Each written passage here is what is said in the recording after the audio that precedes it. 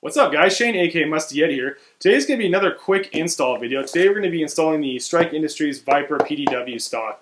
Now you guys might have seen this thing debuted as a prototype over a year ago. If you guys are like me, you've been anxiously waiting for this thing to be released. Well, it's out. It showed up on my doorstep just a couple of days ago. And I want to get on camera real quick and show you guys how easy this thing is to install and just show you what it looks like a little bit. Today's not going to be a review of any kind, just more of an install. But enough of me talking, guys. Let's get this camera flipped around and get this thing installed.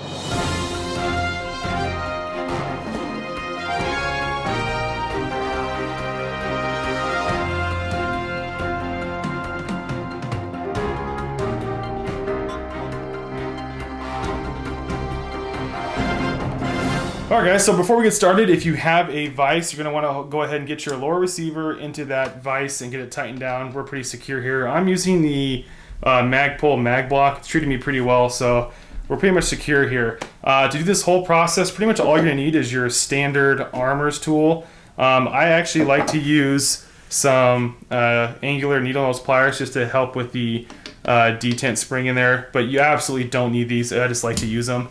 So Strike Industries gives you everything you need in the box to get this thing installed. I'll make sure I roll in some B-roll so you guys can check it out.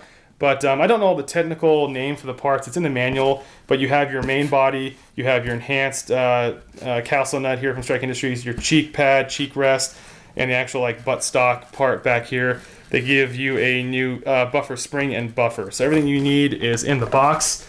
Alright guys, so we're all set to get this thing installed. So like I said, all you're going to need is your standard armor's wrench. And I've already loosened this off camera just to make it easier for me, but for those of you who don't know how to do it, just going to take your standard armor's wrench, put it in those notches, loosen up your castle nut there, and go ahead and back it off. I'm going to go and retain the end plate here so we don't lose our detent or detent spring that's in there. Guys, I also want to give you a quick disclaimer that doing installation parts on camera is always a lot more difficult than doing it off camera, because you guys are working on your guns at home, you like to be in front of them. As for me, I have to have my camera there, so I'm off to the side, so bear with me if we have any technical difficulties. Okay, so we got that castle nut backed off all the way. We're gonna go ahead and slide this end plate straight back, like so. You see your detent spring sticking through there. That's where I take my angular pliers. I just grab that real quick, take it out. You wanna make sure when you remove this end plate, you don't bend or break your spring, so make sure you don't break it and keep it somewhere you won't lose it. Now you guys want to keep in mind there's still the detent in here that's holding this pin in place, your takedown pin or pivot pin, takedown pin. So don't lose that detent. For me, I don't have to worry about it. If I was working on this off of ice, I might tap my AR-15 to get that detent to come out. So we've got that out of the way. I'm going to go ahead and get the stock buffer and spring out of there. Now we're going to take the, you have your buffer retainer inside here. I'll try to get a picture and hold in there. So you're going to hold that down with your finger. You're going to rotate the buffer tube off enough to that thing comes out. You guys, that's under spring tension pressure there, so you want to make sure you snag, that's what it is, snag that so you don't lose it. Put that to the side again. We're going to completely take this off. And guys, I should mention that unfortunately I don't have an SBR, so I'm going to throw this PDW stock onto a full-length AR-15. This part makes me want to pay for the tax stamp, so that might be coming here soon. Well, soon. Okay, so we're all set up to go there. Now let's go ahead and take this out of the box here. We'll get this out. Strike Industries always has really nice packaging. It's nice to see foam fit. Okay, so guys, this is super easy to install, but I'll go ahead and show you some instructions just so you guys can see. Strike Industries does do a really good job of showing you with pictures and description on how to install this thing. It's really easy, like I said, and actually much easier than your standard setup. Alright guys, so here is the entire PDW stock. So to get this thing started, I'm going to go ahead and remove this cheek rest, cheek pad. Like they tell you to do, I'm going to remove the receiver extension out of the main body. I'm going to make sure that the threading is all the way to the rear of the receiver extension, which it is. So we're then going to, I'm just going to do a quick test fit, make sure that everything looks good and it fits, which I did off camera, but it looks good here. So now what you're going to want to do is you're going to want to take your receiver extension and place it back into the body of the PDW stock, and we're going to start tightening this thing down. And this is where you're going to want to get ready with your buffer retainer, this little guy that we took out earlier. You're gonna put that back in. And I'll try to roll in some B-roll, but Strike Industries has a really nice notch here to hold your buffer retainer in place. See if I can get this thing to clear this sucker. There we go.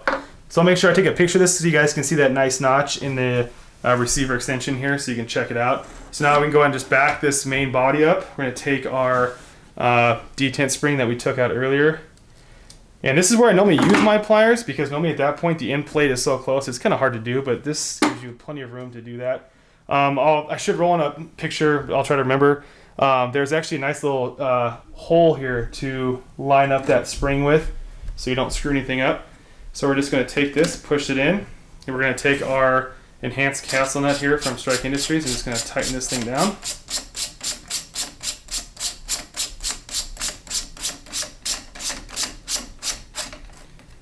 Okay, go as hand tight as you can. Alright guys, so I'm just going to take the armor's tool and just get this thing tightened down a little bit. They do recommend you use some blue Loctite, but I'm not going to worry about that too much. If I have to, I'll come back and I'll add it. Alright guys, that about wraps up the install. You can see how easy that was to do. I still do have to install the rubber cheek rest, but before I do that and it blocks the view, I just want to show you how this thing works here. It's pretty simple. You guys have a push button at the bottom. You can press it and it retracts, locks into place. And if you want it to come back out, you simply press the button again, brace yourself so it's going to be loud.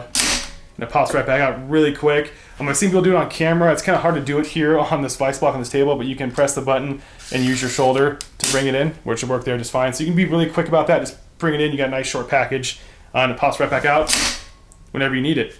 So yeah, that about wraps up the install, guys. Let's go ahead and get this thing put on here so you guys can see the look of this thing when it's all said and done. So that's it, guys. Alright guys, that about wraps it up. Thanks for watching the install of the Viper PDW stock from Strike Industries. If you guys found this video informative, feel free to hit that like button down below. If you guys haven't, feel free to subscribe. If you guys are subscribed, go down to the subscription button down there to the left is that little bell. Click on that and turn the notifications on so you don't miss any of my videos. But yeah guys, that about wraps it up. If you have any questions, comments, or concerns, leave them down in the comment box below. As usual, take care, stay safe, and we'll see you next time.